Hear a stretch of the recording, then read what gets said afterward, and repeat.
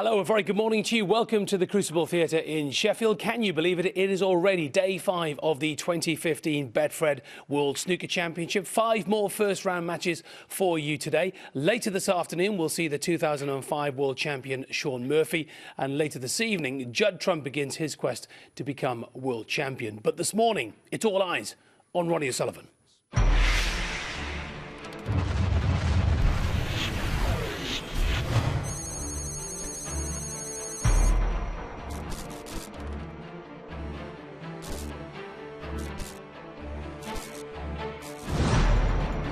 Technical. Ronnie O'Sullivan has one major advantage over his competitors. He plays the game both left and right-handed to an amazing standard. He can get at shots where other players would have awkward cueing or need to use the rest.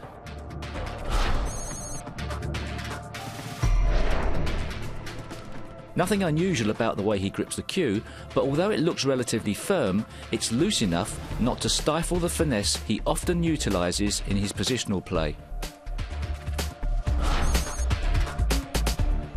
His feathering has a natural rhythm to it. It reminds me of the action of a top darts player setting up for the throw. The old parallel cueing theory is torn up by the rocket. With the butt of the cue relatively high in the air, Ronnie guarantees his smooth stroke is never cramped.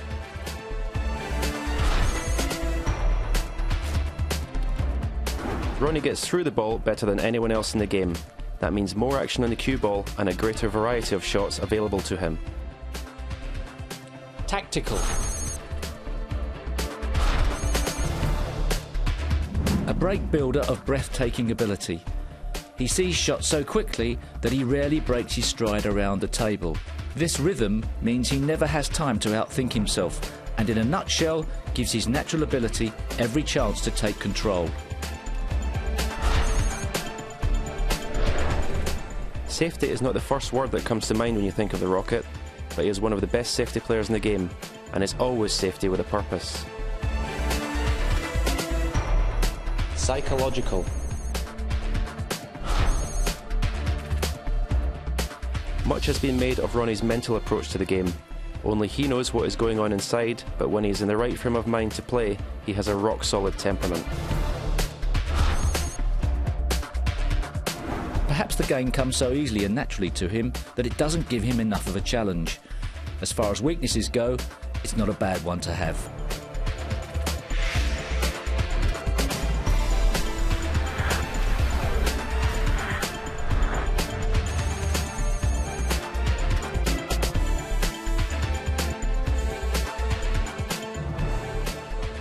No problems at all yesterday in his match with Craig Steadman with his cueing, but a few issues with his shoes. Pretty bizarre moment during the match. Ronnie had new shoes on, felt very uncomfortable, had to play in his socks. Asked the audience, anybody got a spare pair of size 8 or 9s?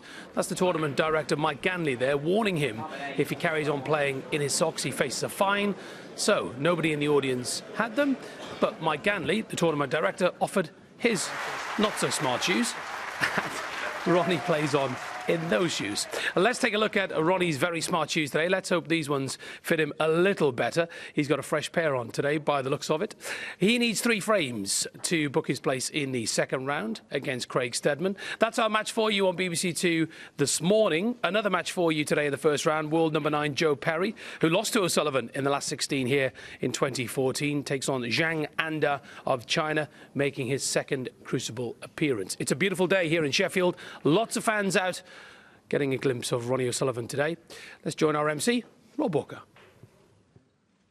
Good morning, ladies and gentlemen. Day 5 will keep the dream alive for 3 more players at this year's Betfred World Snooker Championship as the drive continues to make the second round here at the sport's spiritual home.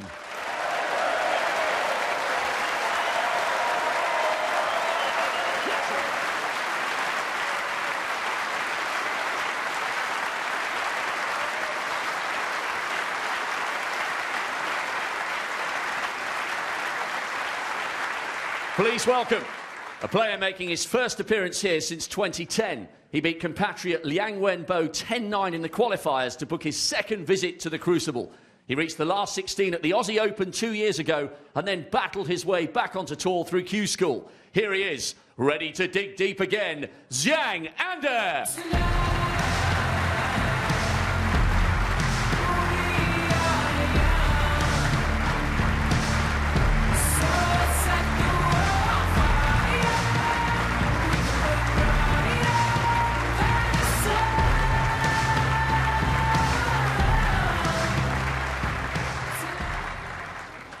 And his opponent, a player making his 13th appearance at the Crucible.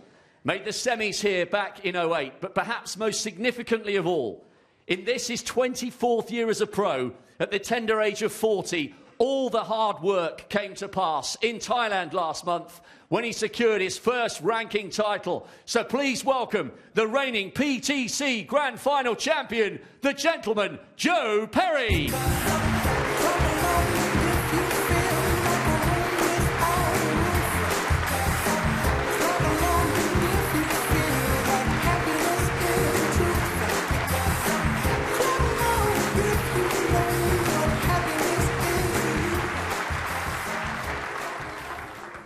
And on table 2, please welcome a player who has battled for years for the chance of a Crucible debut. He regained his place on tour through Q School at the start of this season and beat ranking finalist Jamie Burnett in the final round of qualifiers. Let's hear the Crucible roar once more for Craig Rocksteady Steadman.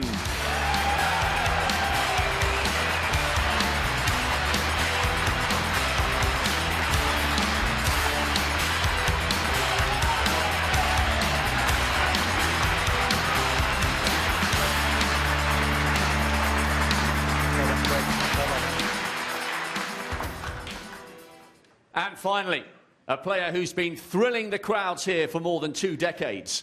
He won his first ranking title at 17, the most recent at 39. 22 years of world-class snooker, whatever the footwear. Reigning UK champion, 5 times a world champion. Blink and you'll miss him, the Rocket, Ronnie O'Sullivan.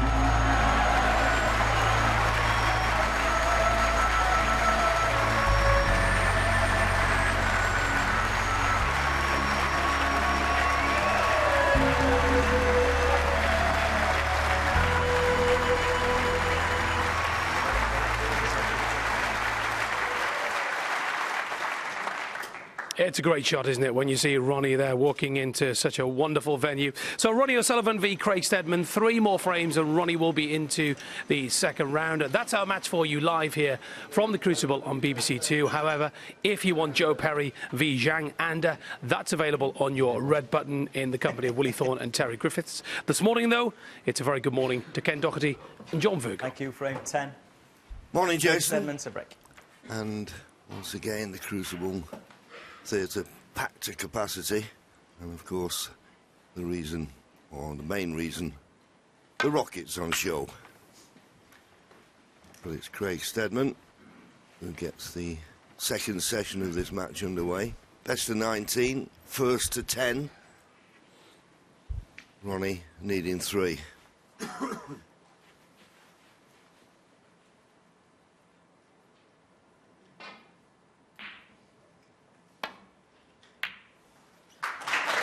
Nice opening red, but that cue ball needs to slow down. 1. Well, he's a chance of the pot on the green, but why not play it? Nice clean pot. It's a bit too much pace. Just playing safe.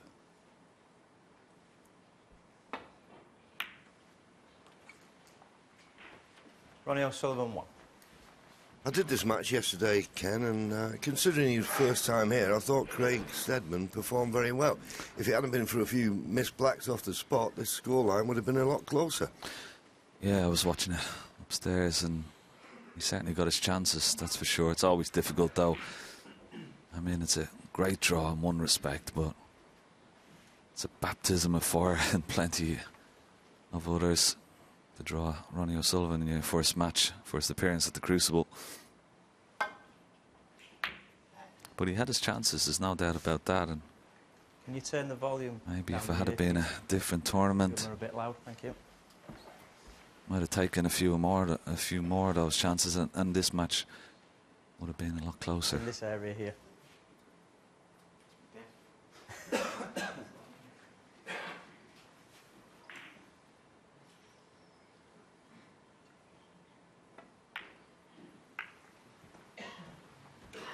Of course, Ronnie's sporting a new pair more comfortable shoes, John, than he was wearing yesterday. Yeah, apparently they were pinching his toe. That was the word. Touching ball, huh? Nothing worse than a toe pincher. No.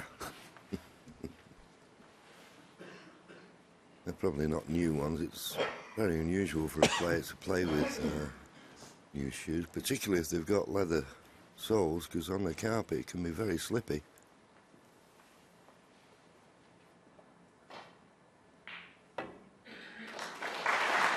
Okay, going to the balk area as long as he covers the path to the red just above the green, but he's not quite done that.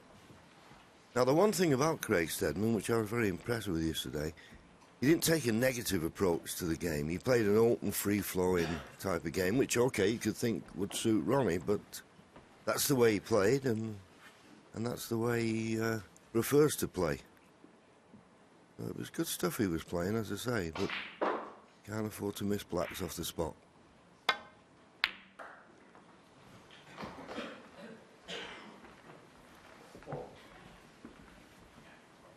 Yes, he had some very impressive results in the qualifiers before he came here. Michael White particularly, and even Jamie Burnett has been on the tour a long time. As to beat him to qualify, two very notable scalps.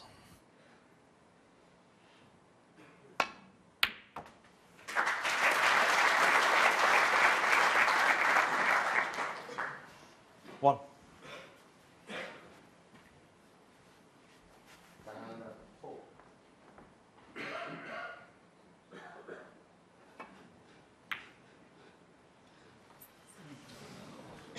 They're never easy, those. There's not a lot of nap on these cloths, but what little there is, you've got to allow for it, playing at that speed across the table. And it maybe just dived into the blue a little bit, the cue ball, so here's a chance for Craig.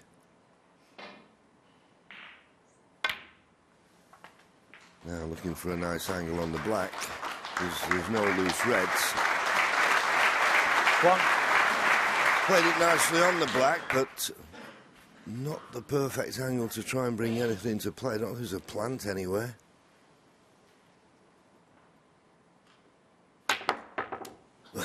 Trying to get the pace. Let's have a look at that again. Eight. Bouncy, bouncy. Look at the cue ball staying on the table.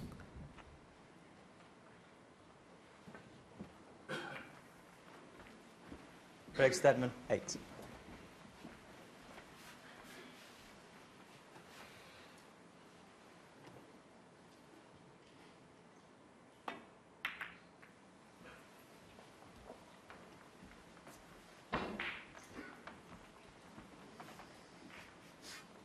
He's left Craig Steadman another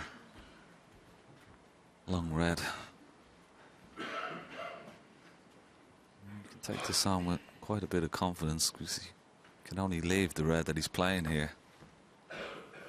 Playing the cue ball off side cushion, top cushion, back up for the black, and won't be leaving anything if he does take this, unless the red stays down this end of the table. It's pretty straight. Doesn't like it.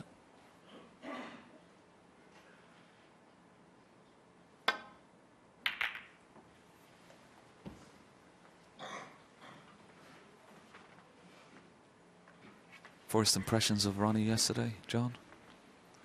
I was quite impressed. I thought he was cueing well. I think sometimes we come in expecting too much from him. Expecting 100 breaks every frame, but I thought he played well and he kept his composure.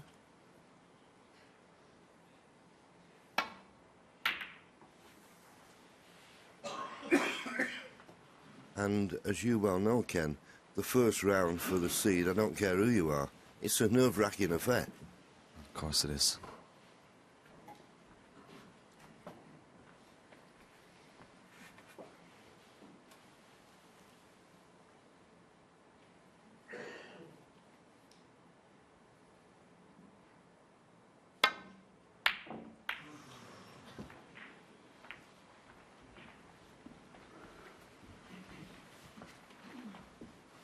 Trying to avoid that kiss on the black and trying to get around the back of the black. He's left the red here to corner pocket. It's not straightforward to get out for the blue here. Digging down on the cue ball.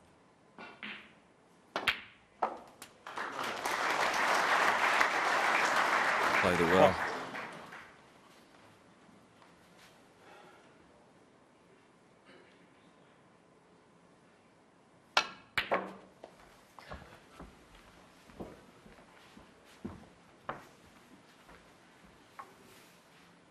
It's not the best chance, obviously, 6. now with the black up at the other half of the table, but he's got the blue in the middle of the table on its spot, and possibility he could get the pink into play at some time.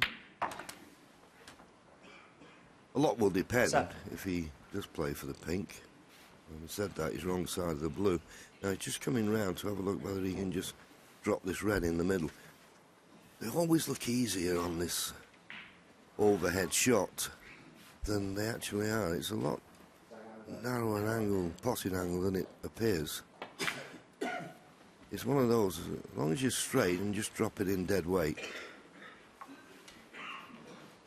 Just gotta give it though every due care and attention. 30. Yeah, sure he'll be trying to get that red that's closest to the pink. After this blue, well, he's going to take the one just that's blocking the path of the pink when it goes back on the spot, but he wants that pink back on its spot as soon as possible. Good chance to try and take the pink after this red. 90. He can stun behind the red that's closest to the pink back into the opposite middle pocket if he wishes. But the pink going back on its spot will certainly help.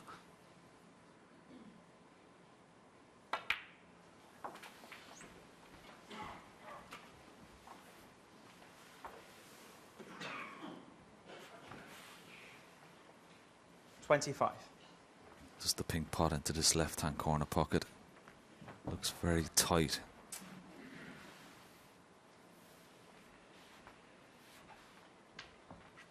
Yeah, it certainly goes into the right corner, and the fact that he's had a look at the pink to the right corner, well, it does go in the left corner as well. But he's decided 26. to play like this. He'll be hoping he's just off straight, so in potting it, he can run through and disturb these 4 reds, but too straight. Be a little bit annoyed. Just wanted that cue ball to stop 2 inches shorter than where it went. Tell you what I have noticed, John, the table here, absolutely playing very, very quick. It's cut out a few players over the course of the few days since Saturday. And particularly the cushions as well are very, very lively. 32. He's just having a look to see will this red go into the right centre as soon as he pots this red. 33. Might be able to dislodge these 3 reds when potting this pink. That's a nice shot. Wonderful shot.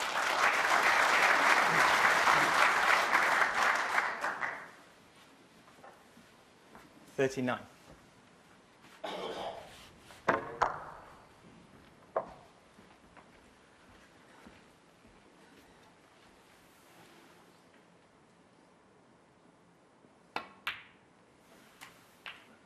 $40.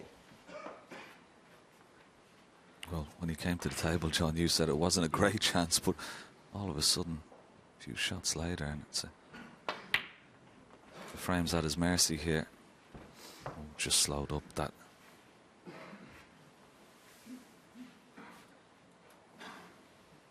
$46.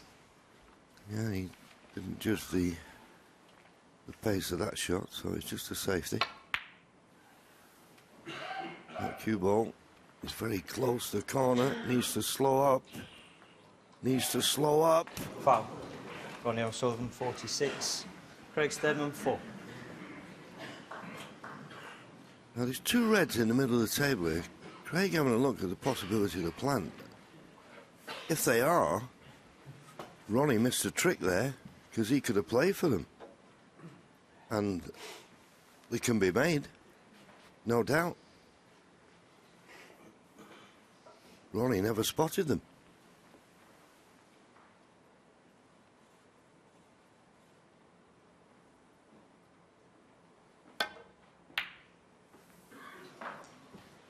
Well, Ronnie might have a look at them this time around if he can get through to them. And he can get through. This is a plant and it can be made. No doubt about that. All right, it might just be going to the left jaw as we look, but if you hit the first red on the left-hand side, it pushes the second red to the right-hand side.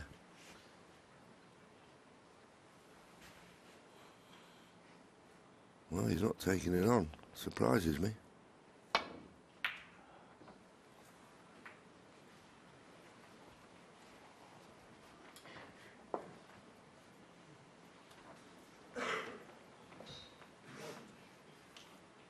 The blue has come to his rescue there. It's blocked.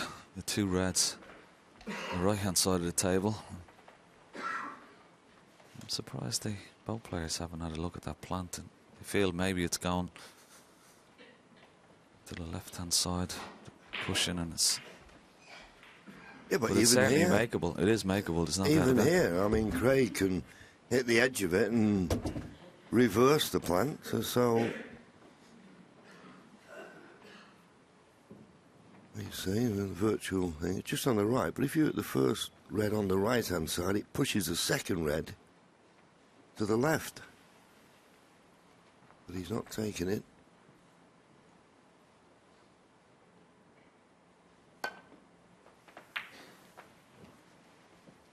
The problem with that shot, if he didn't get a good cue ball, he was going to leave a pot to this right corner, and that's exactly what he's done.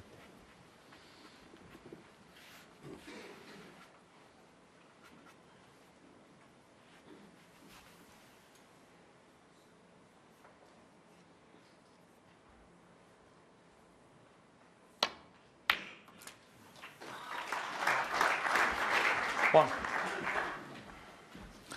Yeah, cued it in nicely. I don't think he's on the pink. So may put the green safe with a 37-point lead. Green or brown safe, yeah, just checking the scores. Yeah,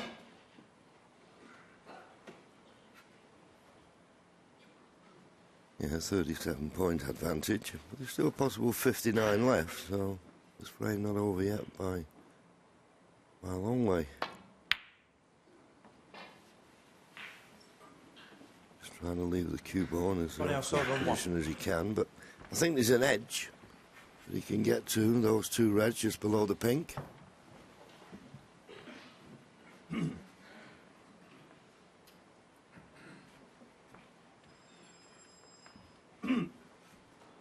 That's the edge, so you think if he caught that edge he'd be safe, but Well, this is a possible shot as well, John. Maybe the double and bringing the cue ball back behind the green. Well, he went for it.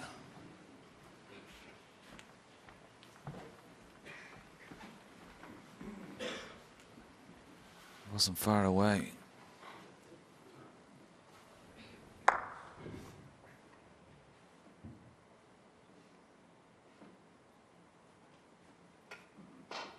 funny thing with Craig, I was chatting to him yesterday, and he said he just felt that being at the Crucible, and he was just waiting for the nerves to kick in. He said, but I've never felt so comfortable in my life.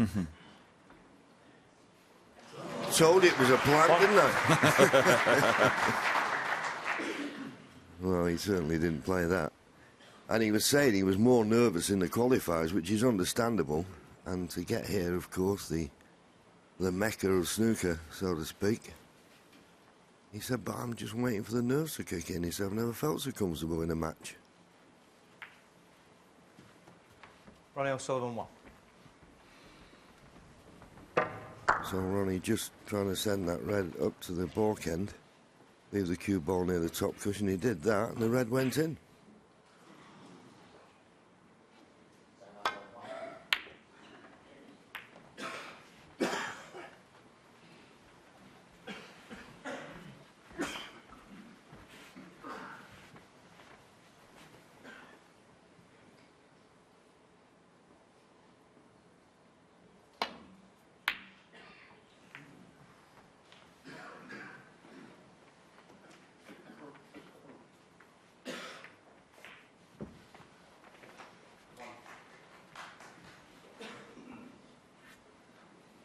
Easy enough safety shot this off the red on the left-hand side of the table. Swing it round and, well, it'd be a bonus if he could get in behind the brown.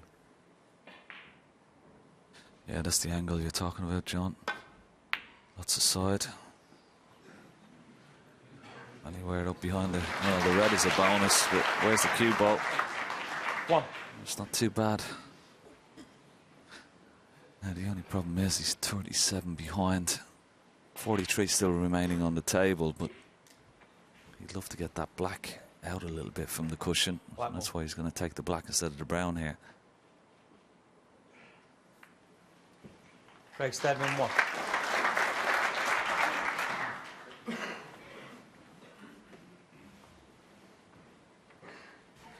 Thank you.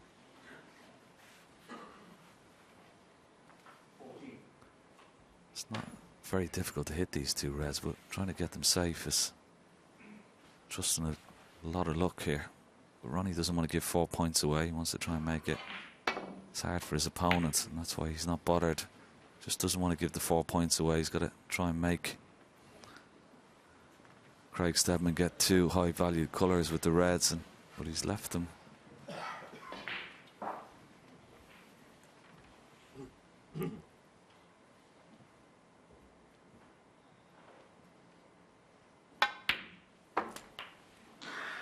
One. Yeah, blue or pink will do.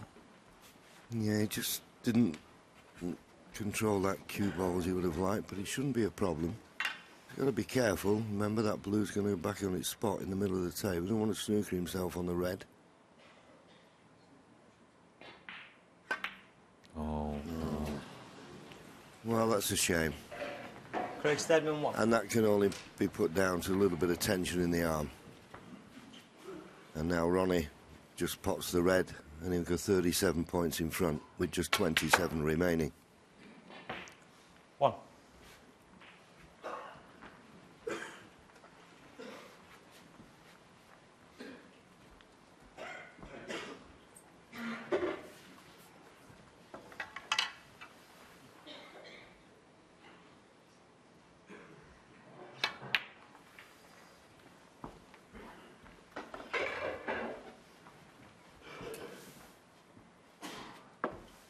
Five.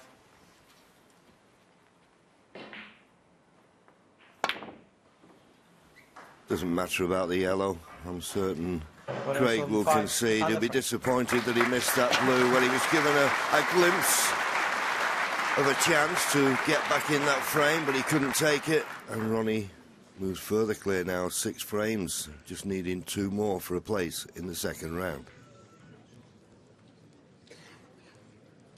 Yeah, we talk about missed opportunities, Ken, and of course that's what this match is all about. Now, I did it yesterday, and we can just have a look at, well, you could say 4 shots that cost him maybe 4 frames.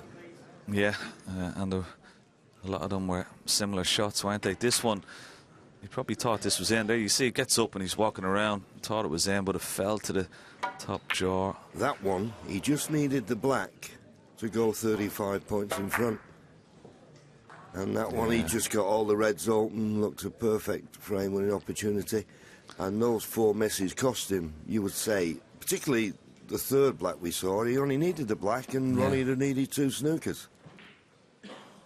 Yeah, and as you said, he got the opportunities, just didn't take enough of them, and the match could have been a lot closer coming into this morning's session. But it does funny things to you. I know he may feel, I'm waiting for the nerves to kick in, but this place does funny things to you, particularly your first time here. Ronnie O'Sullivan to break. Takes a while to get used to it.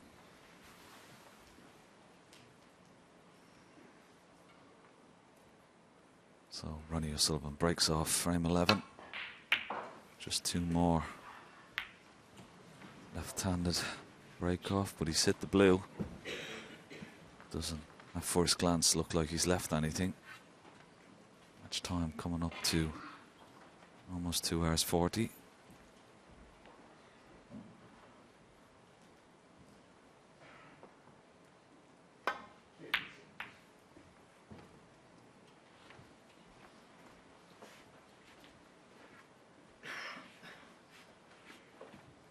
Just a bit short of pace on that Tasty shot.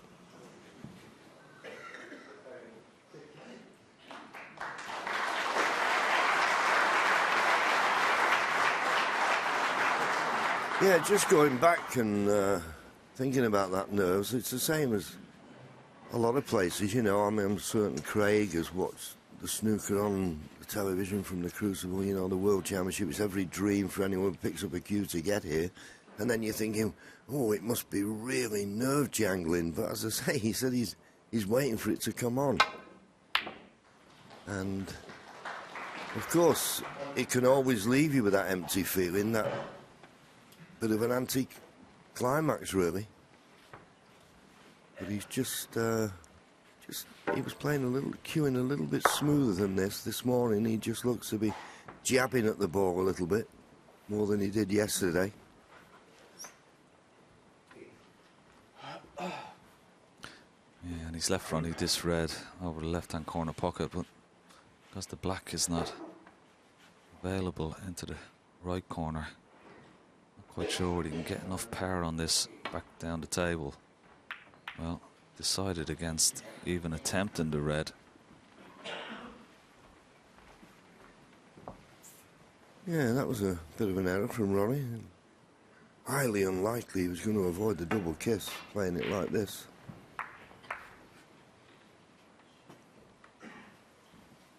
Could have left something easier than he has.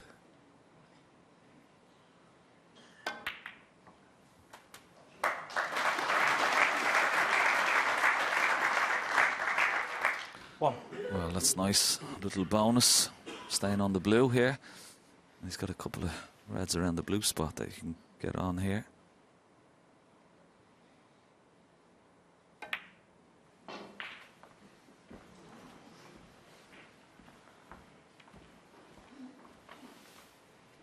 Black's tied up for the moment, so 6.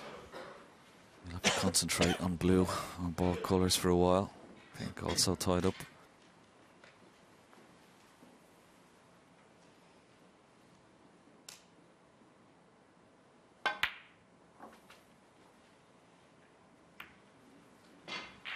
Seven.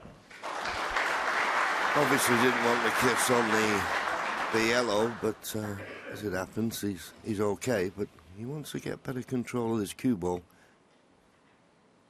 Can't rely on nice little kisses like that.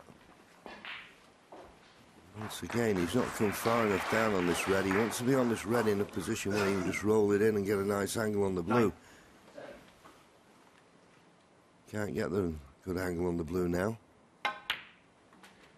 So playing for it in the far right corner. Wouldn't expect him to miss it.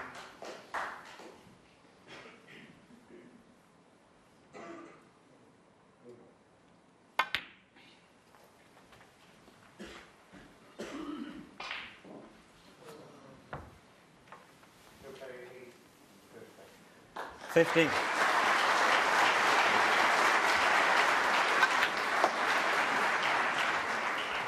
16.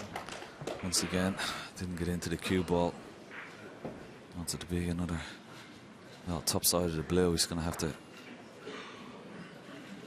go with the white in and out of balk now. Lots of top spin down for these reds around the black.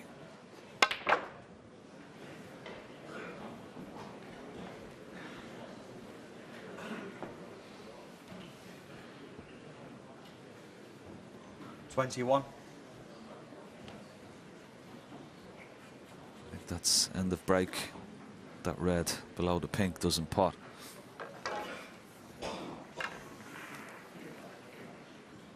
I'd be disappointed with that. He had a couple of chances to get top side of the blue and bring some more reds into play, but as you said, John, he was struggling with position.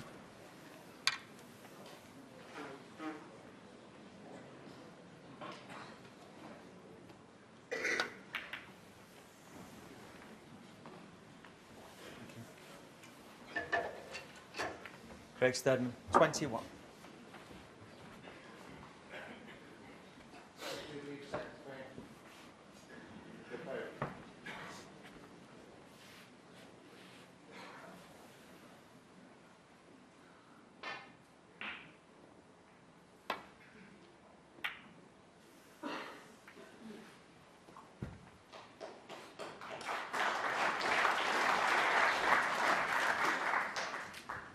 Nicely played safety shot.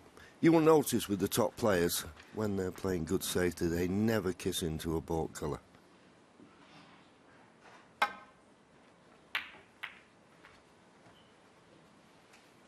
And if you don't kiss into a baulk colour, every chance you could get a snooker. Makes it a good safety, and that's not a bad one. Ronnie can't get through to the red that's possible into the right corner. I don't think he can get through a gap between blue and pink. Let's have a look. This is Ronnie's view. No, there's no gap between the blue and pink to play safe down the right-hand side of the table as he looks. So he's in a spot of bother here. Maybe just play a containing safety and leave the cue ball near the top cushion.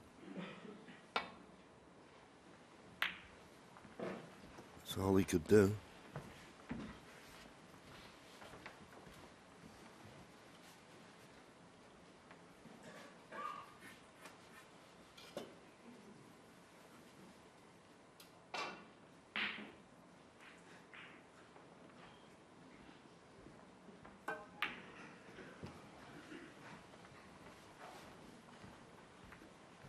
Well, he did flick the brown, but not thick enough to hold the cue ball near the baulk line. Well, he's got to catch this pretty thin.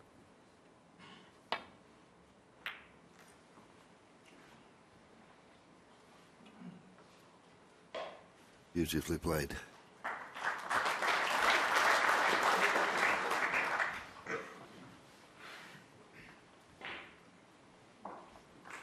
Just looking down the line there, I don't think he has enough of that red to actually pot. But he certainly doesn't want to leave it there. So he may just play contained and safety shot here.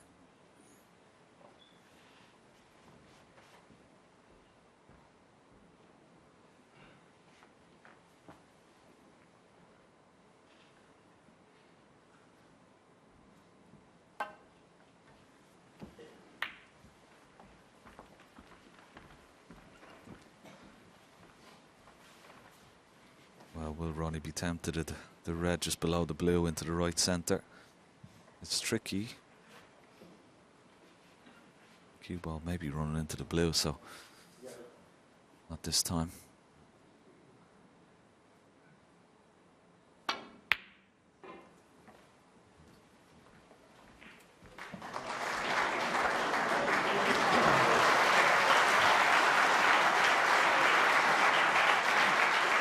Opportunity now for Craig to play an aggressive safety, should he so wish. Play safe off that cluster just below the pink. But no, doesn't want to do it. Is he taking the pot on? No, just the safety. But catching the baulk colour, it's not a good safety now. Cue ball on the baulk line rather than the baulk cushion.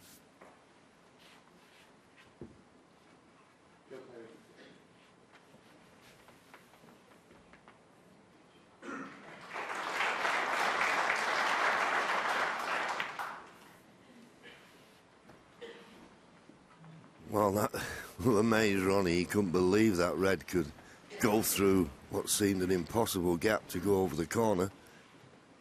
But that's what's happened. Felt certain he was going to kiss another red and stay in the middle of the table, so it's on. It's a thin one.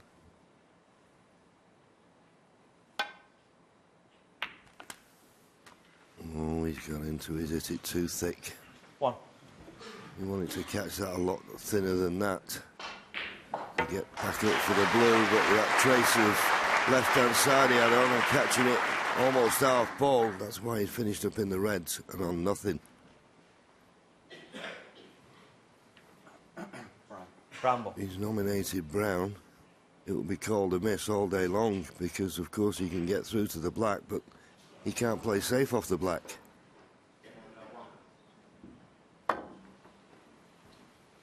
He's played this nicely. Good shot. Well played. Craig Steadman, 1.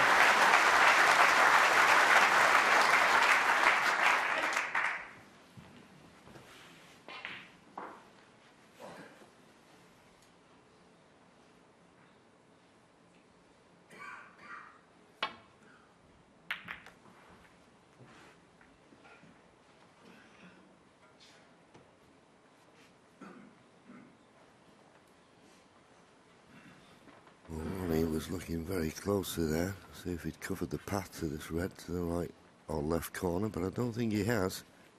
Just the brown making it slightly awkward cueing.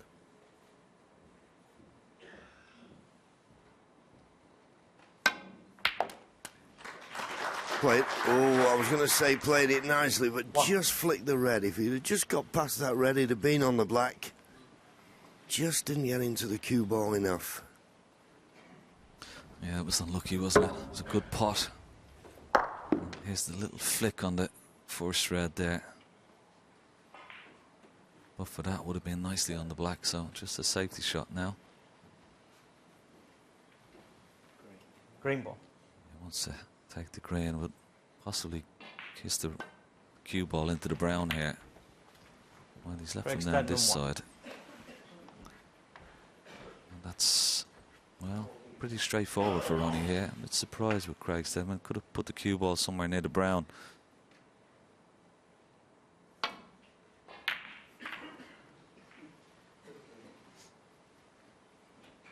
And he may pay for that mistake on the casual safety shot there, because now he's in a bit of trouble.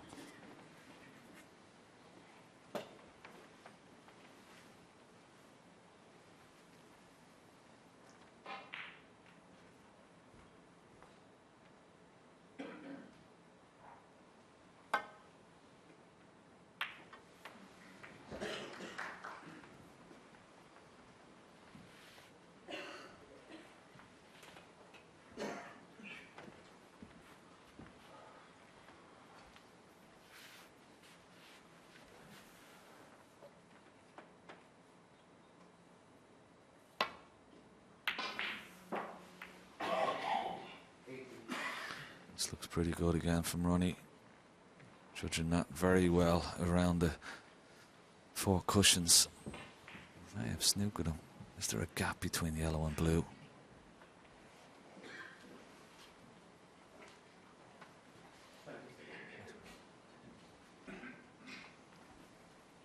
There's always a gap. Mind the gap.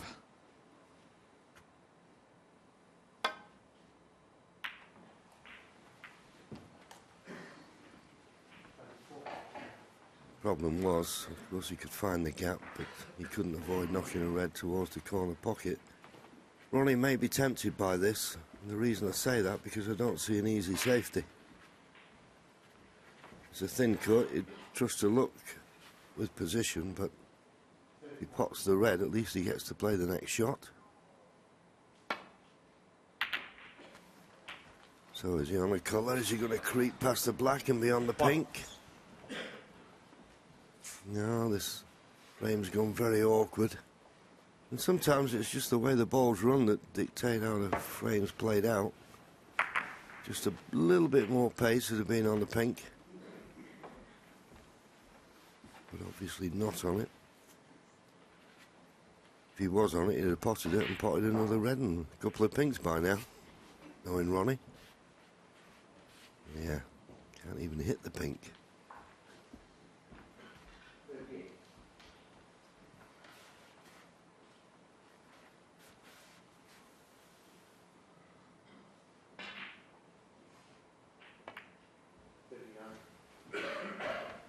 Ronnie O'Sullivan 1.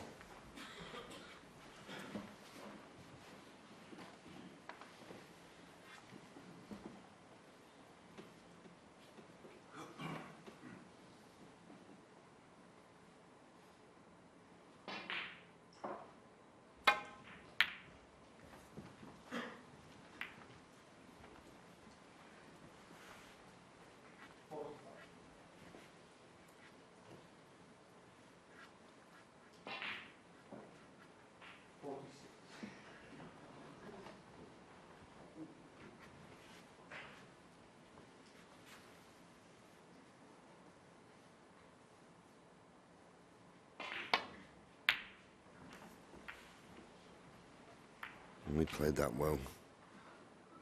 Got through the gap to find the balk end of the table. Okay, maybe a little bit pacier than he would have liked, but nevertheless, it was still a good shot to find the route back to balk.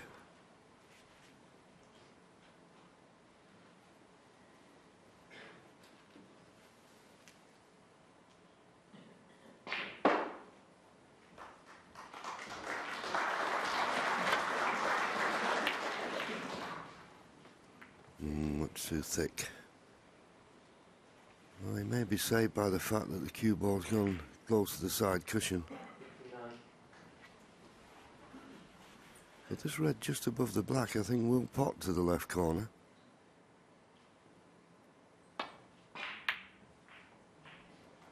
He played it well, and if it stops short of the baulk line, he'll be nicely on the yellow.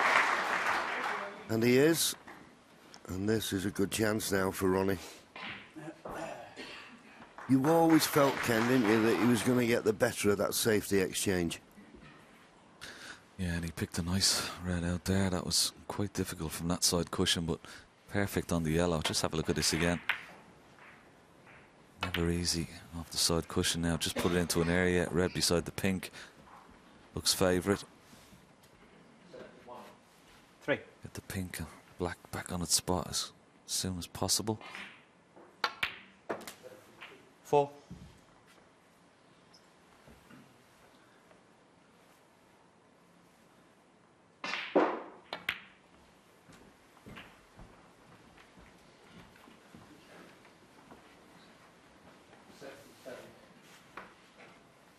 Ten.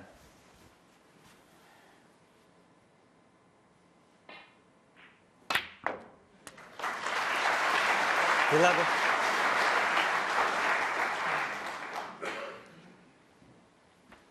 He's got a nice angle just to pot the pink and go into those two reds there.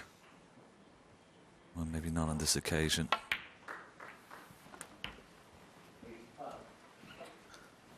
The only possible saving grace for Craig Steadman are those two reds that aren't in a potable position just above the black spot, but Ronnie will try and develop them 18. as quickly as possible. And he'll be concentrating really hard here, John, because he'll want to finish this as soon as possible. He won't want this match to drag on.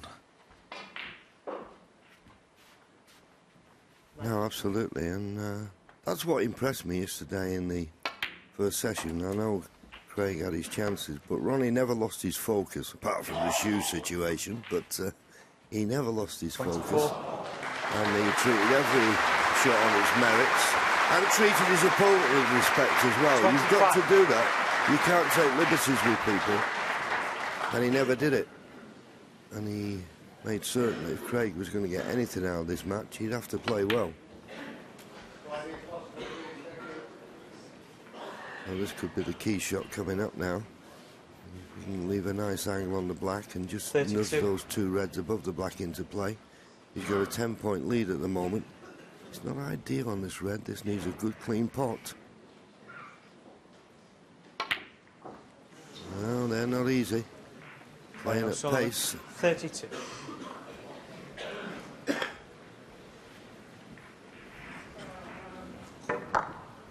He just hit it to the far jaw.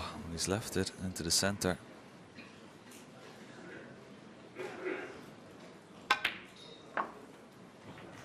Good pot, nice angle on the black to disturb these reds. Yeah, well played. Well played.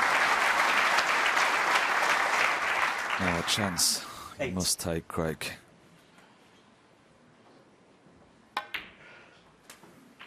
9. Had a chance at the end of the last frame.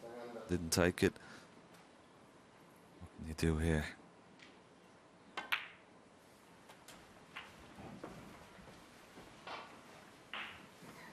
Yeah, the only real obstacle you 16. can see is the brown. He's going to have to get from brown to blue.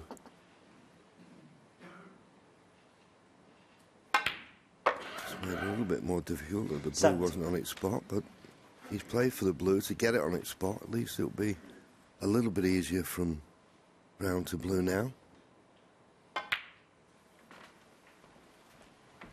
Well, 12 points to lead. Just looking and working it out, he only needs 22. up to and including the brown. He doesn't need the blue to get to snooker's required. So this is a glorious opportunity. 24. Although we'd like to have had better position on the green than this. Yeah, can he get around the back of the brown here. May have to go into it, develop it.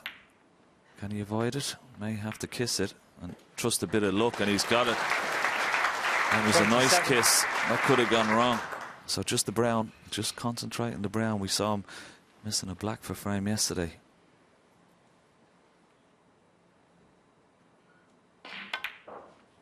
Oh, just pot the brown.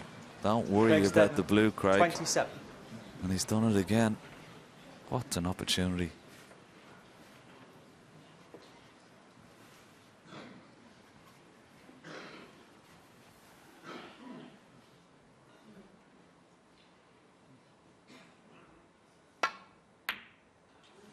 Might get another one.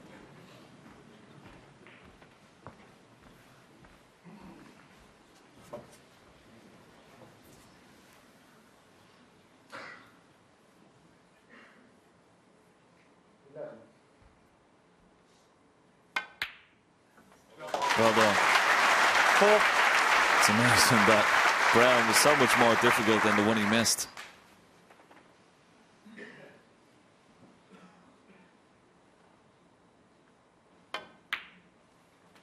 That will certainly 9. make him feel better.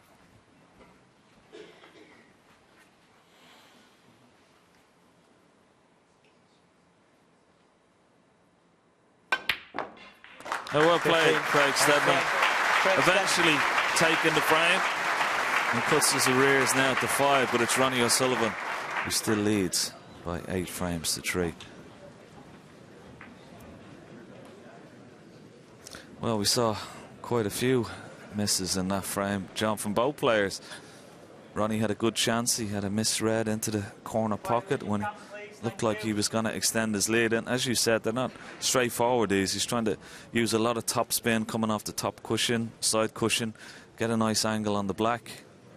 And this is what happened. Yes, this would have been the frame winner had it gone in, but it didn't. And it looked for all money then that Craig Steadman's going to win the frame in one visit, but he missed the brown. I don't think he was really playing for the blue, but it just had a little bit of tension, and he hit the brown so thick.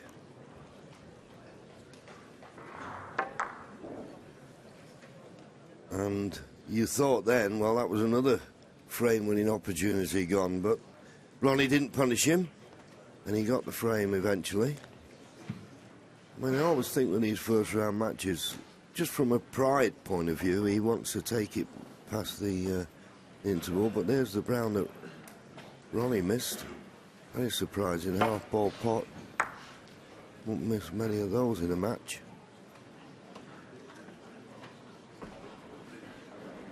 Yeah, it was quite surprising. It wasn't really even that close, was it? But Thank you, maybe frame disappointed, 12. Ronnie. Craig Steadman to break. So Craig Steadman breaks off, frame 12. Certainly happy getting the frame on the board this morning. As he covered this red, he has.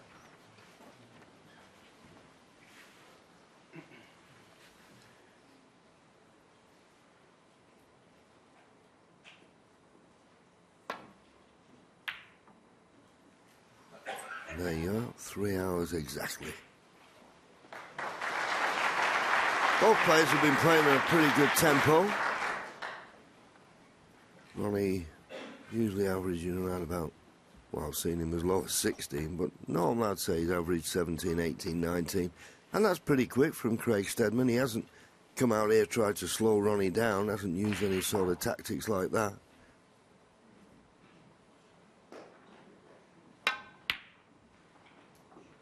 Ooh, close, unlucky. And the average frame time, just over 16 minutes. There's been quick fire snooker. 1 or 2 frames have got bogged down, but in the main, both players have got on with it.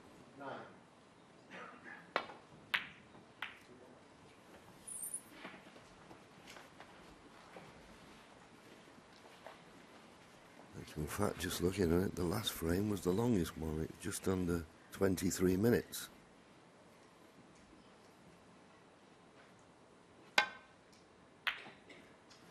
It was always a difficult shot, that. He was playing that with a lot of right-hand side to try and avoid the kiss on the second red. And, of course, once you play with side over that distance, very hard to judge how the cue ball's going to throw.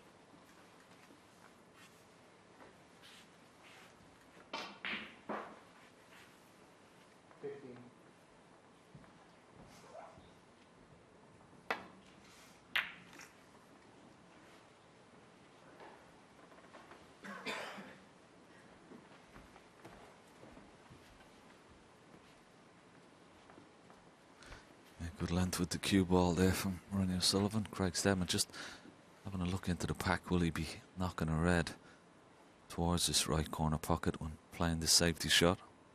No, and he's played it pretty well. This looks very good indeed. Excellent shot. Get out of that, as they say. The obvious target is the red that's in the middle of the top cushion, but getting there is another matter.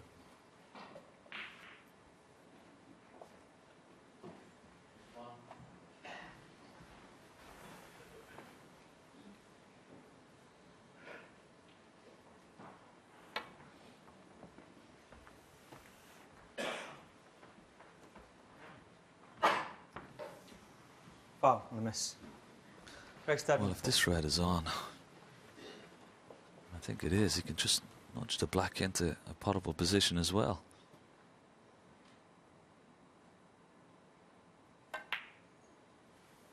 Good. Problem being now, though, black spot is covered. Black will go on the pink spot, which means it will be out of commission for a while. You see, quite rightly, touched the red first, knocked it into position.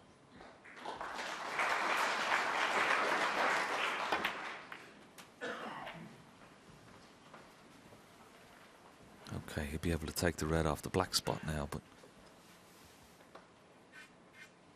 quite difficult to get back up for the blue, John. I'm just wondering, will he try and bring the pink into play here?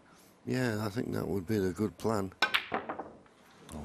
Well, that's what happens, you see, when you're not actually stroking the ball. And he hit that so hard. There was no need to hit it that hard, but sometimes you're just trying to force things. It looks worse, of course, when the ball doesn't go in the pocket. But he didn't want to risk playing for the pink. And maybe he should have done. Maybe he should have just stunned it in, played for the pink, got the pink on the black spot, and tried to work out a sizable contribution from there. Whatever, he shouldn't have missed the red. 1.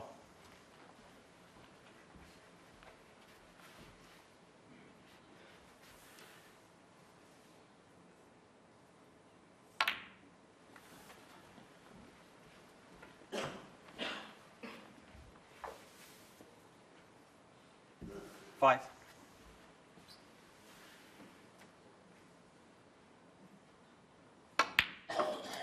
6.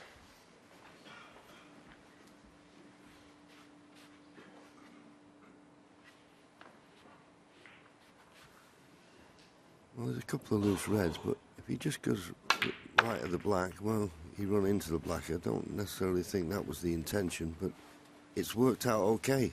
He's got a red to the left middle, not one you like, 11.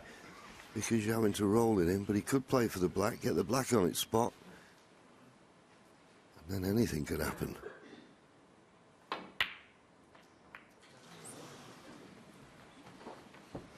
Yeah, it was one of those. It looked straightforward enough, but okay, he's just missed it. But you saw that he ran into the black. So it wasn't just a straightforward pot for position, and that's sometimes what makes the pot more difficult.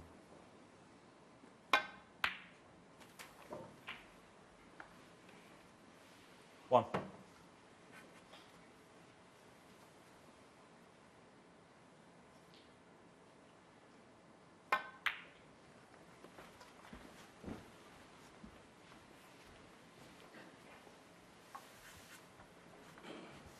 Six.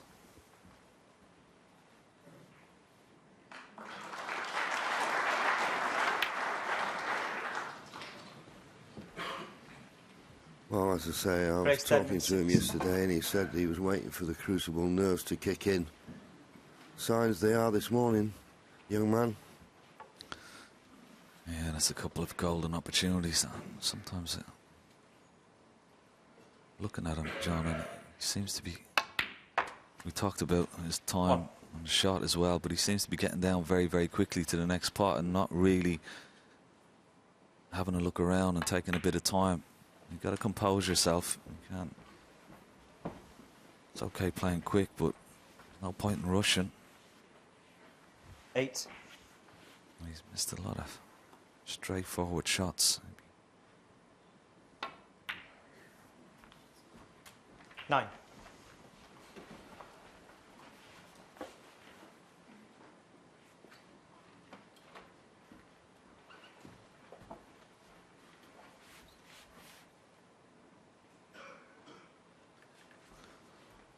Only just seeing what's available.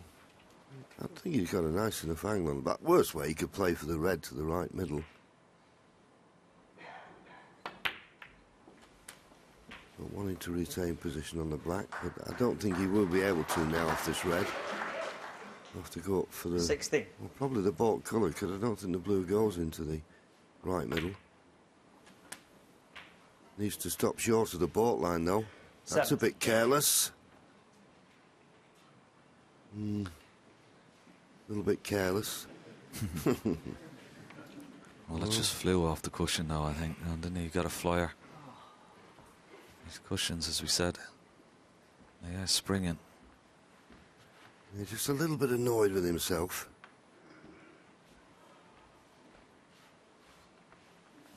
So having to play the snooker behind the green. He was annoyed because he wanted to clear up and win the frame.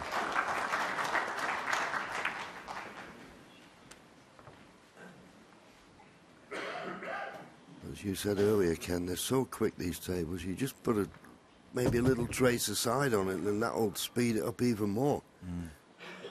But in the meantime, Craig Steadman has got a problem here. Once again, I'd suggest trying to hit the red that's in the middle of the top cushion, but how do you get there? Something like this, John. Very, very difficult snooker to get out of, but 3 cushions, possibly 4 cushions. Down onto the red, directly behind the black. He's looking at your line. He's looking at the line. He's just got to be careful. One off the first or the second with a 3rd cushion here, that it doesn't square it up. Well, hit the wrong ball. That might be okay. Well, that's worked out a treat. Okay, he's got the red into the right centre, but it's a very acute angle. May not even attempt that, so...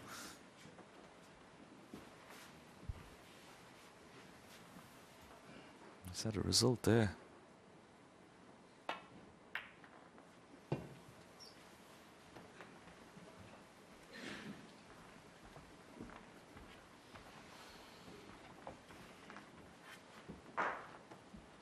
He's in a spot of bother here. He can only hit the one red. And, well, sometimes when you're in a position where you haven't got a good safety, you've got a pot on, may take this on. If he pots it, it'd be on the black, but I don't see a safety. It's a big shot.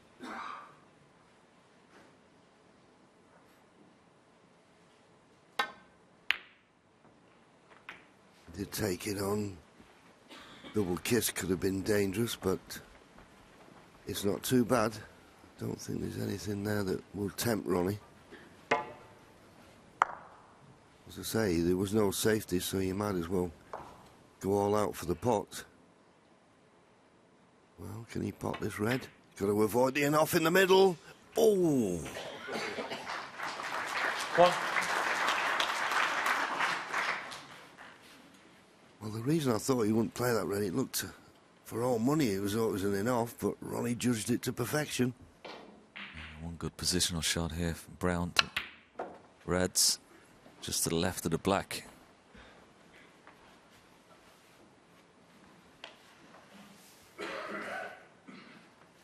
Five.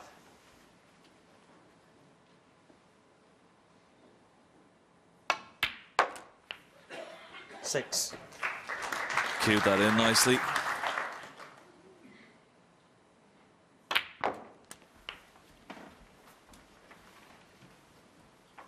You'd expect them to win the frame from this position. 30. 23 points in the lead.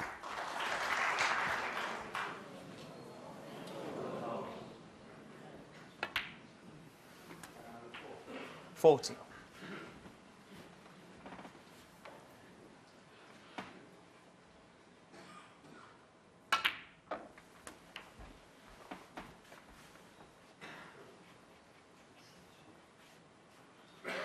$21.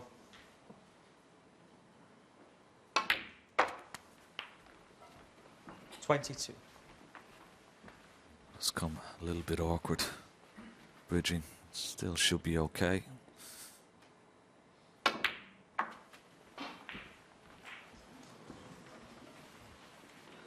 Well, he's a bit closer to the concussion than he would like. He's got a 37-point lead. These two reds in the middle of the table with colours would be more than enough to clinch this frame.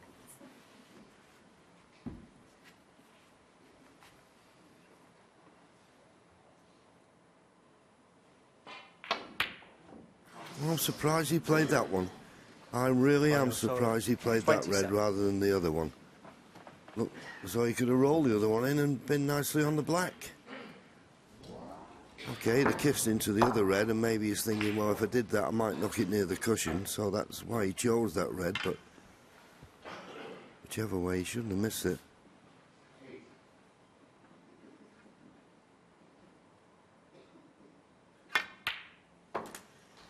Nice pot with the rest. One. Yes, and we all know how much of a perfectionist Ronnie O'Sullivan is, but these type of chances that he's not taking, John, will really annoy him. Yeah, but to be fair to him, I think the last couple of seasons he's kept his emotions under control.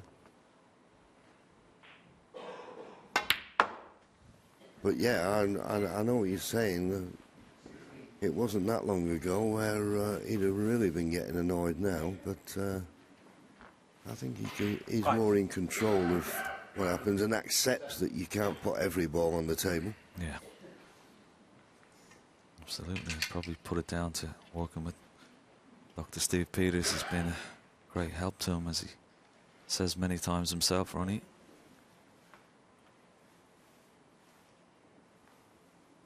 Gotta be careful of that yellow, his waistcoat.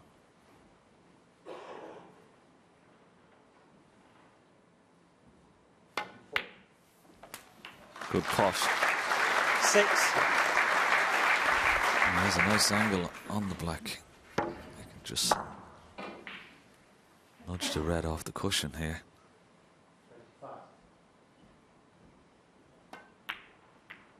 Yeah, lovely shot. We've still got a lot of work to do. That will 30. help. Now does this red pot into the left centre.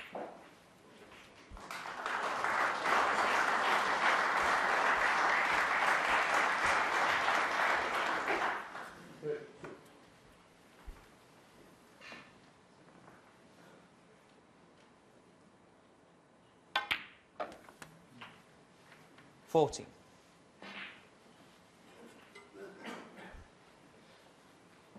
Yeah, a couple of positions here. If the red does pot into the centre, the circle behind the red, would be ideal for the cue ball, but even he could get the cue ball right onto the cushion right behind the red and have the red into the opposite middle. So a lot of margin for error here. Oh, another black missed off the Craig spot. Steadman, 14. How many times has that let him down? It's usually in the other pocket. Oh, what a pity. Whatever chance he had. Well, he's going to get another one because Ronnie has just lost his focus at the moment.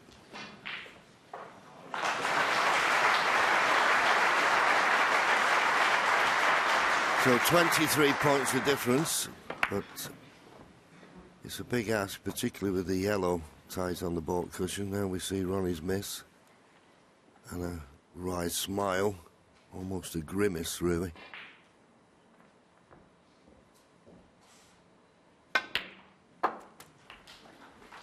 One. This is the tricky one, the yellow. May play the green actually, offer him a better opportunity. If the brown wasn't in the way, he could pot the blue and maybe cannon the yellow. Might be able to get the cannon off the green.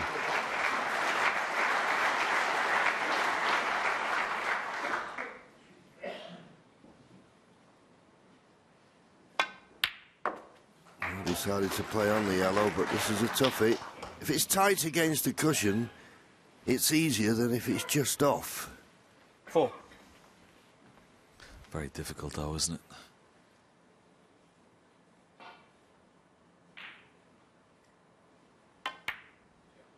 No. Very tough pot. Craig Has he Steadman, got the 4. cover? I don't think so. No, you can always tell. Look at the body language of the player.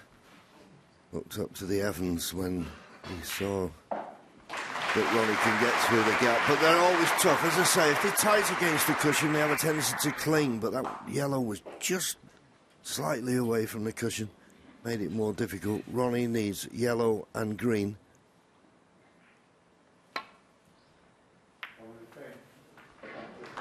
Two. Just the green needed. Checking the scoreboard. The green would put him 24 points in front with just 22 remaining.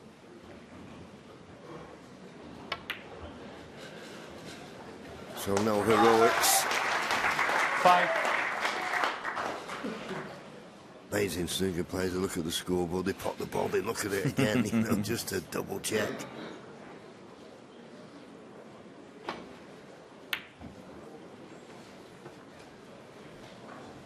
So Ronnie O'Sullivan, 5. 24 points in it, 22 remaining, 1 snooker required. And looking at the table, Ken, there's only the blue really you can snooker behind. Yeah, it's not going to be an easy task, is it? He has a chance here, stunned behind the blue. Brown up and down the table. Really wanted to get the cue ball tighter to the blue there.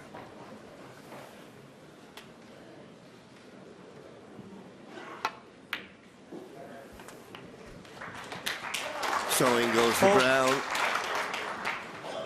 And that will be the frame well and truly in the bag.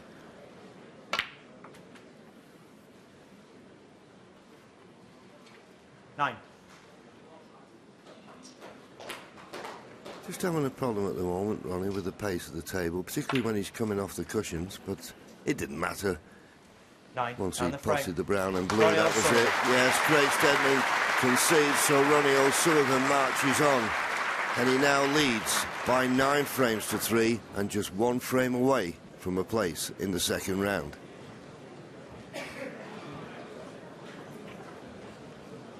You asked me early on, Ken, what I thought about Ronnie's performance in the first session, and I said I was quite impressed. I thought he was cueing well and everything else. And looking at him today, I think he's still cueing well. I think he's just lost a little bit of focus. But, of course, that can happen when your opponent starts missing quite a bit. And, you know, you sort of sat there, not feeling sorry for the guy by any means, but it just throws you out of a rhythm. And that's another shot that You're expecting chances all the time, aren't you? When you sort of relax, you lose your concentration. And as I said, he wants to finish this match as soon as possible, and in style, Ronnie O'Sullivan. But his focus is not there this morning. And these are just a catalogue of some of the misses from Craig Steadman. It's been a tough match for Craig, there's no doubt about that. But it will be a good learning experience as well. He'll look back on it and said, look at what he did wrong. Down, please. Frame 30. Take it into next season. But Ronnie O'Sullivan to break.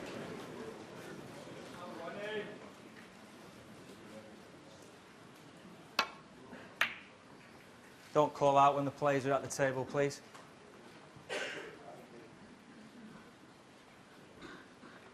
better break off from Ronnie O'Sullivan. Snooker and Craig Steadman on all reds here.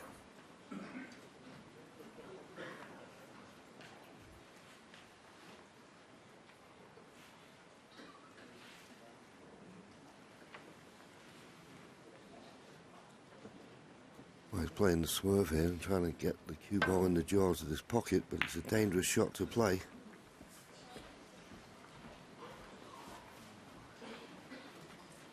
Well, I think he's got it safe enough.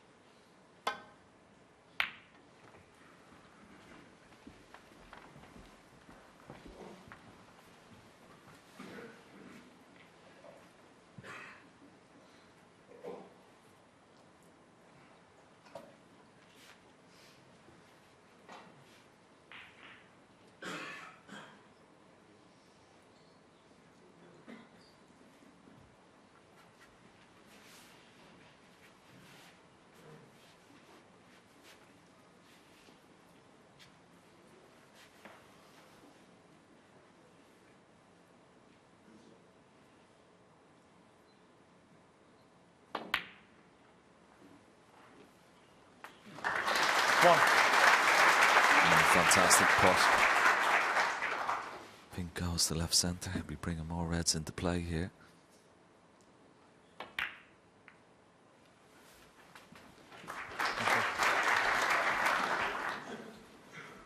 It was a beautiful opening red. Set this chance up, black available.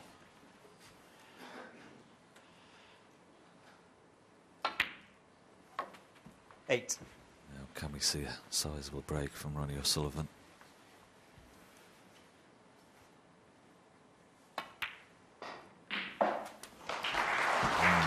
Just wiped its feet a little bit. Just went to the near jaw. 50.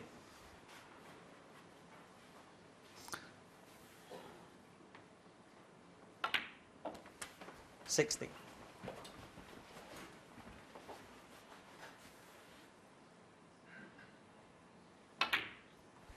Yeah, you mentioned earlier on that Ronnie has not actually turned it on this morning, 23. but he'll be aware. He likes to perform. I mean, 24. That's one thing you've got to remember about a snooker player, or any sportsman, really. I mean, people come in to see the best players and see them at the best.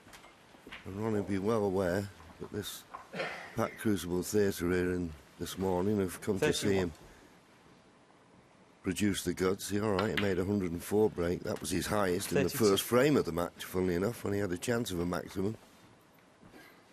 But since then, he's sort of, you know, he's won good frames with 70 odds and things like that, but nothing approaching the 100. But he'd like to sign off with one here if he could, and give his legion of fans something to cheer about. 39. 40. Couple of reds still available. One on balk, one to the left of the pink.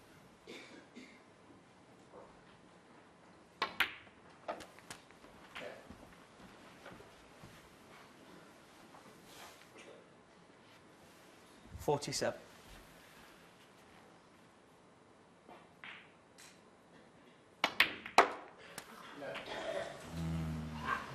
48. just misjudged the kiss on the second red. He was hoping to be on the pink into the middle pocket, but caught that red too full. Pulled a few faces in this match as Ronnie.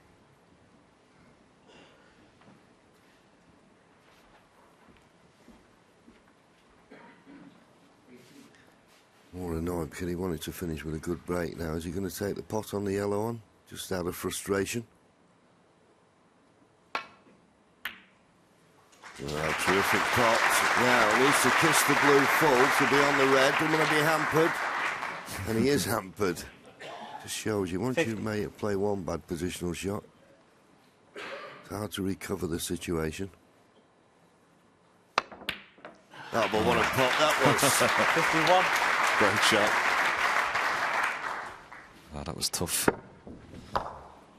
Cue ball bouncing. Now try and get on the red behind the black here. No. Just struggling a little bit. 54. Not quite certain what he played there, really. And if he was going to try and screw directly into him, well, you need a lot more pace than that. Ronnie O'Sullivan, 54. Well, 54, but he'd be disappointed if he didn't win the frame and match at that visit. As I say, not quite certain what he played there.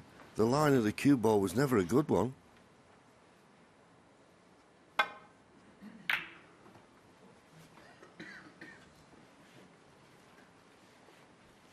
But that could be Craig Steadman's last shot in this year's World Championship.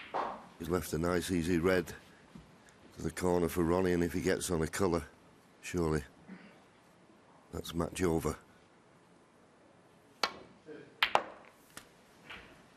But fair play to Craig Steadman. He went off the tour, had to go back to Q School to get his card, to get back on the main tour, and has come through those 3 tough qualifying matches to get here.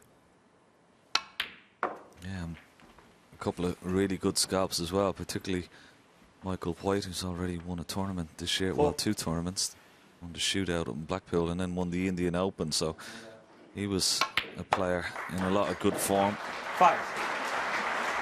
And of course Jamie Burnett in the final qualifying round as well. So he's done very well, Craig Steadman. It was always going to be a tough draw. Playing a 5-time winner of this event. There you see the score. So just the red to go 65 ahead with only 59 remaining.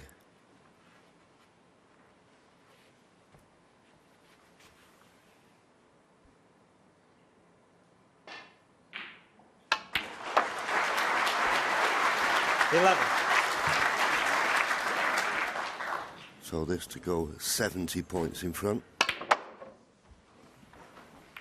And with just the 59 left on the table, I don't think Craig Steadman will bother coming back to the table, but it has been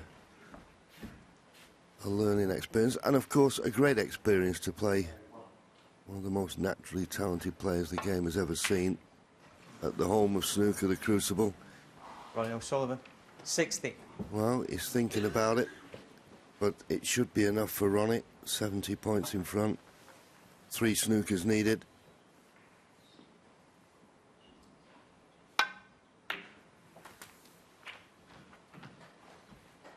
Just savouring his last few moments, but if he's snookered, he can just get through to the black.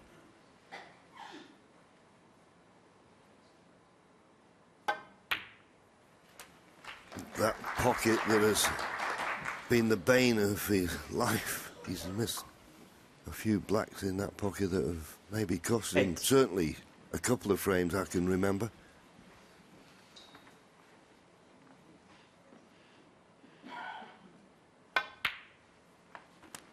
Nine. In an ideal world, he'd like to have left this red on the table, the one near the top cushion. But he was unable to do that. He'll leave the last red on the table, thinking of trying to get a snooker and a free ball. 16.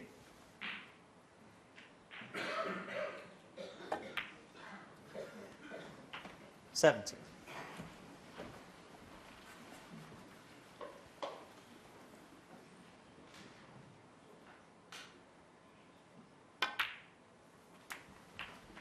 Didn't play for the last red, as I say. He's hoping now he can get a snooker and force Ronnie to miss it and get a free ball, and then only one snooker would be required.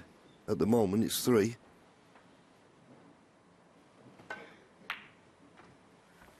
Craig Steadman, 24. Well, he's got half a snooker. It should be an easy swerve for Ronnie.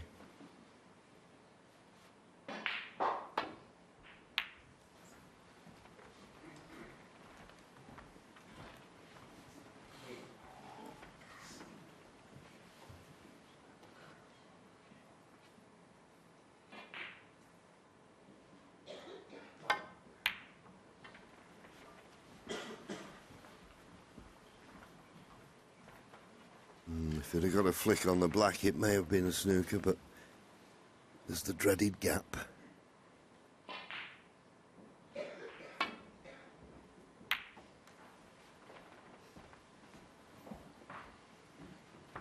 That's the way to do it.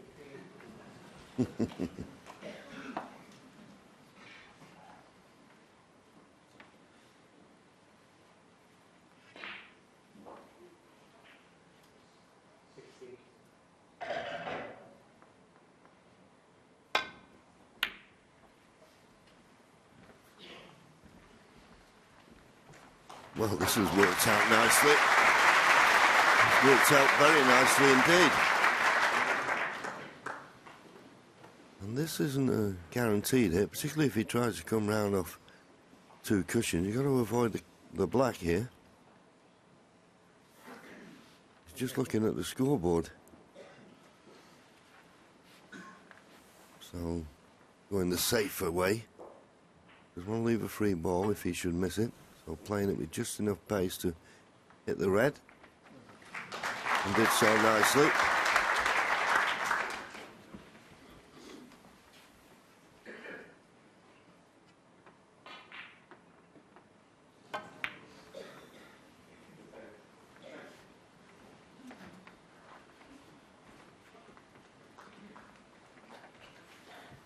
Easy enough to hit.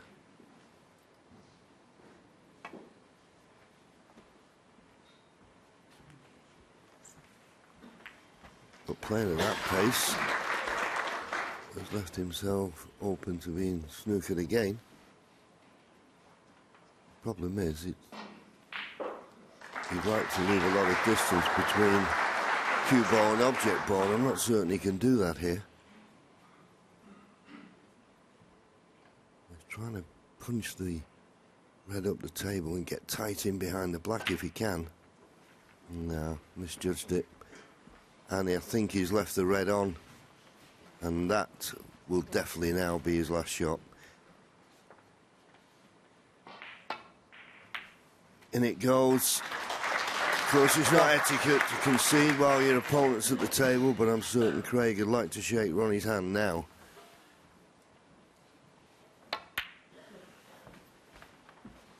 So, as I say, he got back on the main tour this season, Craig Steadman, and has done very well to qualify for the last 32 of the World Championship here at the Crucible.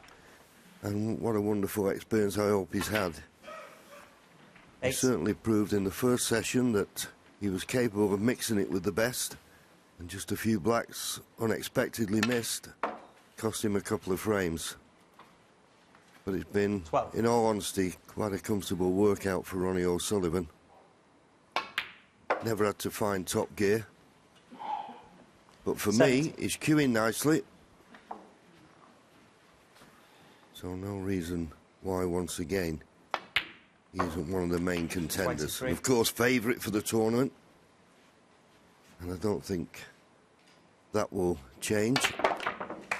So in goes the black, out goes the hand, shakes Craig Steadman by the hand and says, well done, has a little chat with him.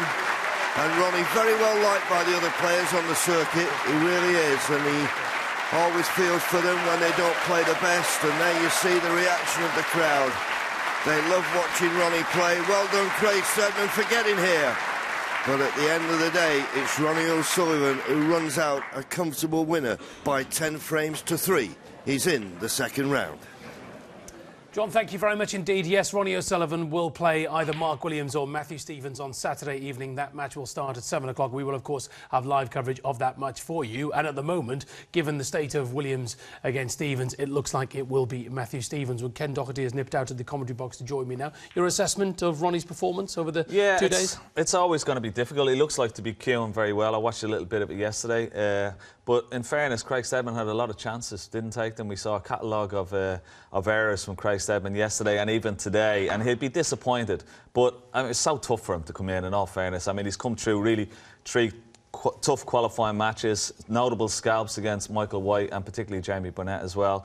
But you know, a very tough draw from playing Ronnie O'Sullivan here at the Crucible, 5-time champion. And Ken, you made a really good point in commentary, you know, the amount of chances that Craig Steadman had, and how many times do we sit here and we analyse performances against Ronnie O'Sullivan, and you have to take those chances if you're to put this man under pressure. Absolutely. I mean, any time you're playing, you know, any champion here, Come on in, any of the top players, if you don't take your chances, you're going to be in trouble. But, you know, it's his first time here. You know, it was...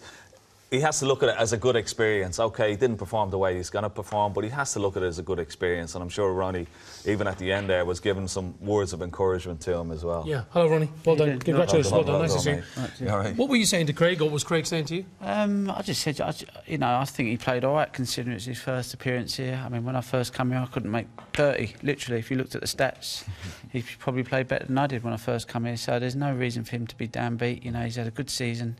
He's one of the players that's obviously playing well under the new system where there's lots of tournaments, and you know, he looked comfortable out there. You know, I know he missed a few balls, but they were just easy balls, you know, and you don't really mind that, you know, sometimes, because you think, well, they were just lacks of concentration. But you know, he's got a great temperament, he's got a good safety game, and you know, if he didn't miss them few balls, then you know, he could have won that match. And when you're in this position, Ronnie, is it all about just getting over the line and getting into the second round, concentrating on Saturday night? No, I'm never thinking about just getting over the line. I think once you start thinking, I just want to get over the line, you know, you're going to struggle to win tournaments. I'm kind of experienced enough now to know that, you know, it's a process. Each match, each ball, you become stronger and stronger, or you become weaker and weaker. And you know, for me, it's just about trying to build some momentum.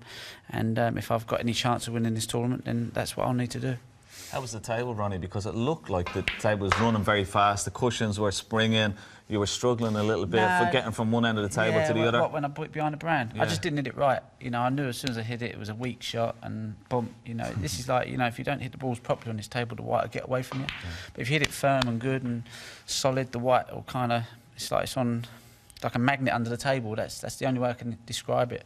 So you know, I didn't really struggle with the table. I thought the tables were really good. I struggled practicing here for the first 2 days because I've been playing on a bit of a slower table. But you know, that just comes each game, each practice session. You get a bit more used to it. It's a bit like playing on normal greens, I would imagine. And then the guys going to Augusta and just going straight on there. You know, they need 3 or 4 days just to kind of find that touch, really. We can't have you here on the BBC without asking you about your footwear and what went on yesterday. Can you just tell us what happened? What was it? Were they new shoes? Well, I've got no fashion sense at all, and the last pair... Neither is Ken looking at his yesterday. Ken's good. I should take Ken out shopping with me, you know. They are smart. But I had the last ones for 10 years, and I just didn't want to get rid of them. And then I left them in a hotel, so I lost them. And then I got these old battered pair, and so I thought, I've got to buy a new pair. And I just bought the wrong pair basically, and they were just like bashing my feet, and I just had to take them off. You know, I couldn't wear them, mate. You know, I didn't even. I walked bare feet getting out the Crucible. I thought I couldn't. And what did Mike Ganley say to you? You can't play in your socks. You can't play in your socks, yeah. And I didn't want to play in my socks, but I didn't want to play in them shoes either. So I was just happy for anyone to give me any kind of footwear that felt comfortable. And I got a pair of Mike Ganley's stinky old shoes, and I was like, I thought, you know what, they felt great. I saw a lovely tweet from Jamie Carragher last night saying Ronnie O'Sullivan's changed his shoes. He's got another pair of shoes. He says they're the worst shoes in history. He says. Good stuff. Well, look, Saturday night, Matthew Stevens, by the looks of it. Well, no, I think it's too early to say. I think, you know, Matthew, it's not like Matthew's played out of his skin and leading 7-2. You know, it's bits and pieces. Mark's obviously not played to the true form that he has. He's had a good season. He's going to come out really fine. He's going to draw on all his experiences, and he'll want to go far in this tournament. I'm sure he would have been thinking before the tournament, I can do well in this one. So, You know, and the Welsh, they never give in. We never do.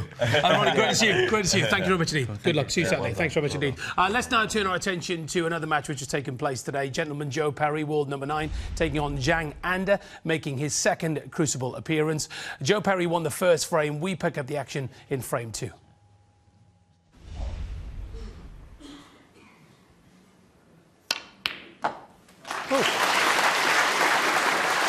One of his best shots so far.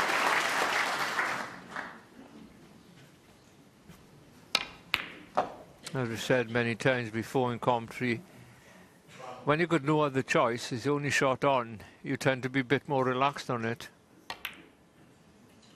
Oh, well, that's a shame after such a good red. Well. He'd be so disappointed with that. He wasn't even close to it. The only thing is on his super fine class, he's playing with a little bit of left-hand side there to come up into the business end of the table. And of course, when you play with left-hand side, it tends to push right before it goes left. And it was almost, it was as if it didn't allow for it there. But of course, tension, nerves, they all play their part. It's not easy to think clearly sometimes when you're at the Crucible. But it was a very straightforward yellow.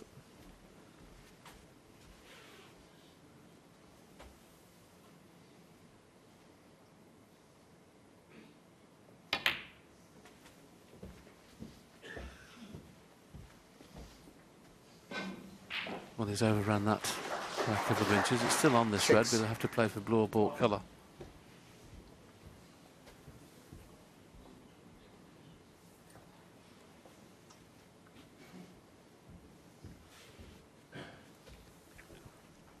Could have played very gentle and hold for the black, but give the pocket a better chance.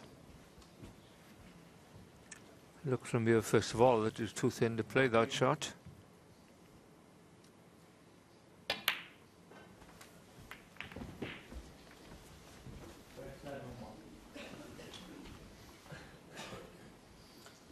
$14.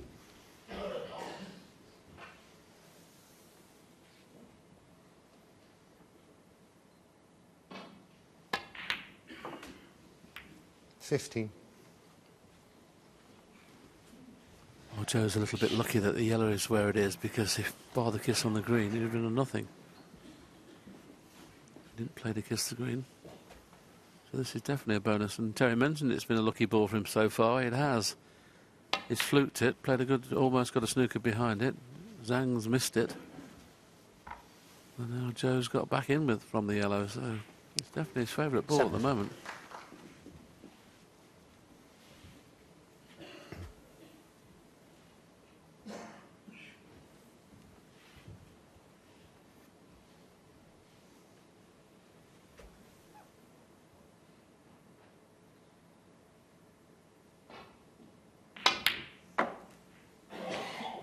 $18.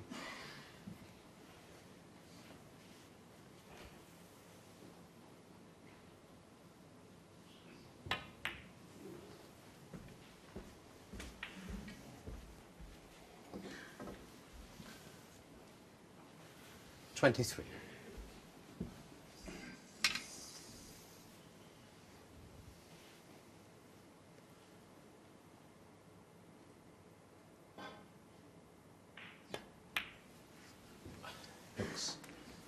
$24.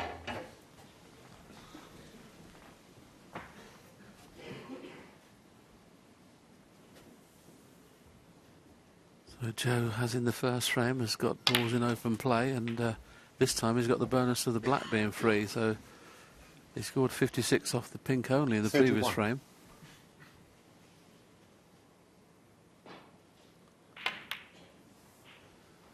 $32.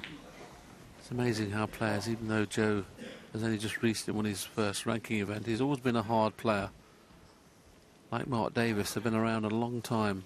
Okay, Mark Davis lost to Dean yesterday, but really seasoned, hard match players now, so they're never going to be an easy opponent.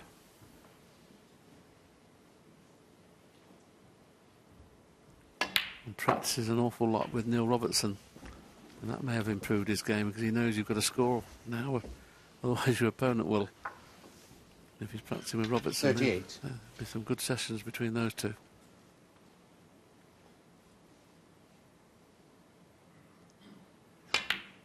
Both play at WT's 39. club in Cambridge.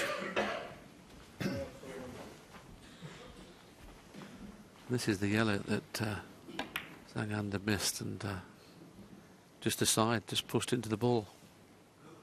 It's a lonely seat there now, having missed an easy ball.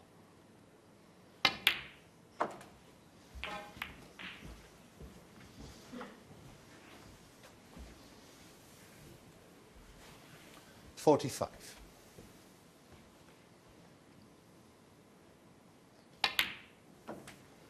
$46.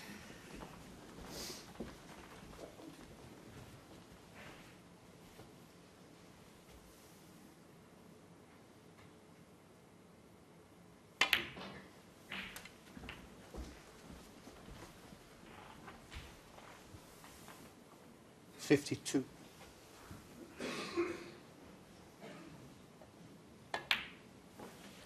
$53. So once again, 55 points in front. The blue 60. This is frame ball. And considering he didn't really pot a ball in the first 17 minutes, he's looking pretty sharp.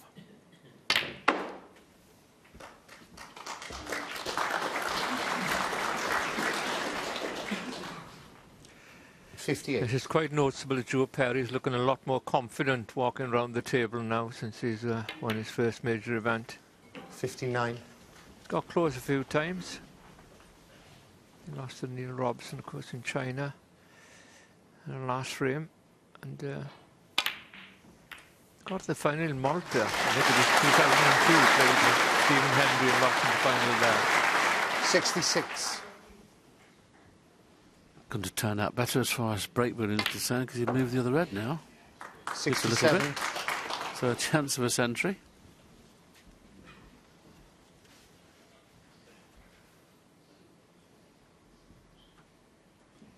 Should Joe have a decent run in this championship, he needs 3 more centuries to make 200. There's not too many players past the 200 mark, but Joe 71. should go on to win this match, and then play with a better 25 frames. You'd expect him to make at least 3 centuries 72. In that time.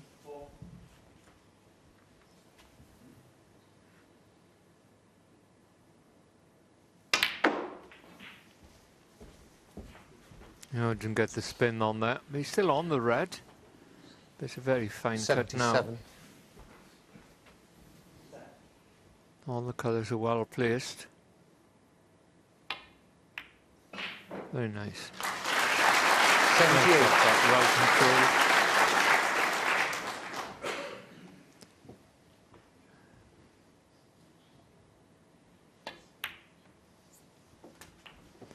Looks good now. 85.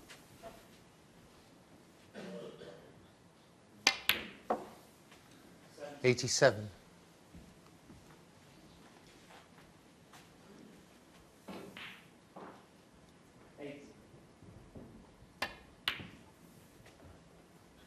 90. Lost the cue ball there. Just pulled up enough so he can stun down on it.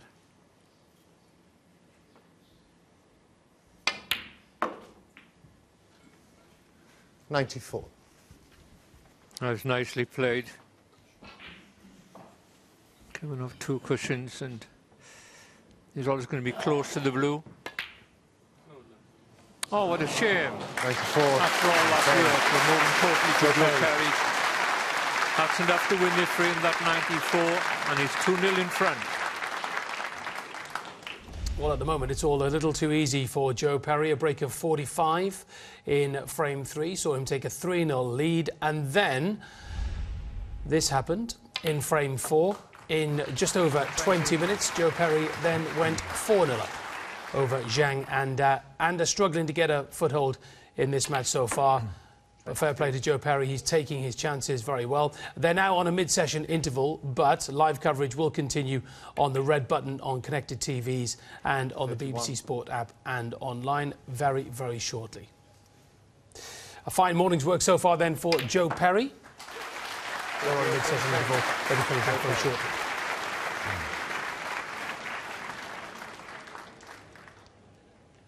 So Joe Perry leads Zhang Anda of China by 4 frames to 0. And it's all very, very simple for Joe at the moment. Yeah, pretty much similar to the way Ronnie O'Sullivan and Craig Steadman's game went yesterday. Even though Zhang Anda has been here before, he has qualified, so it's the second time playing the Crucible. You'd think he'd be a little bit more used to it. But he hasn't qualified for a lot of the TV stages through the last season, and maybe just a little bit of Crucible nerves that we all talk about. But Joe Perry, don't forget, a very capable player, very consistent player, and maybe that breakthrough winning the PTC Grand Finals this year has given him that extra bit of confidence that he can go on and play on the big stage and win these big tournaments. And the one thing you spot about Joe Perry as well, Ken, at these big tournaments is you see him an awful lot in here. Yeah. Yesterday, for example, he was in here for most of the day. He looks remarkably focused this year. Yeah, himself, Barry Hawkins and probably Mark Davis, the three of them, always around each other, always in the practice room, always chatting and being very relaxed around the tournament. And Joe Perry over the last couple of seasons has really performed very, very well and has taken a lot of good scalps along the way. And he'll be, you know, he's sort of a quiet assassin at the moment, but very dangerous player and very, very consistent. Ken, good to see you. Thank you very much indeed. So if you want Joe Perry v Zhang Anda, that is available on your red button. The players should be out very, very shortly here at the Crucible. That's it from us for now here on BBC Two, but Hazel will be back at 1 o'clock. Coverage continues of that match, and then this afternoon we'll see Shaun Murphy, 2005 world champion, taking on Robin Hull. So join Hazel at 1. Bye for now.